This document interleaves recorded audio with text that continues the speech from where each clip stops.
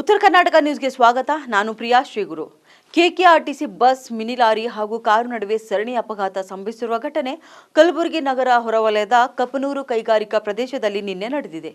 ಘಟನೆಯಲ್ಲಿ 4 ಗಂಭೀರ ಗಾಯಗಳಾಗಿದ್ದು ಆಸ್ಪತ್ರೆಗೆ ದಾಖಲಿಸಿ ಚಿಕಿತ್ಸೆ ನೀಡಲಾಗುತ್ತಿದೆ. ಕಲಬುರಗಿಯಿಂದ ಹುಮ್ನಾಬಾದ್ ಕಡೆ ಹೊರಟಿದ್ದ ಕೆಕೆಆರ್ಟಿಸಿ ಬಸ್ ಮತ್ತು ಕಾರು ಹಾಗೂ ಬೀದರ್ ಕಡೆಯಿಂದ ಕಲಬುರಗಿ ಕಡೆಗೆ ಬರುತ್ತಿದ್ದ ಮಿನಿ ಲಾರಿ ಮಧ್ಯೆ ಸರಣಿ ಅಪಘಾತ ಸಂಭವಿಸಿದೆ. ಈ ಕುರಿತು ಸಂಚಾರಿ ಪೊಲೀಸ್ ಠಾಣೆಯಲ್ಲಿ ಪ್ರಕರಣ ದಾಖಲಾಗಿದೆ.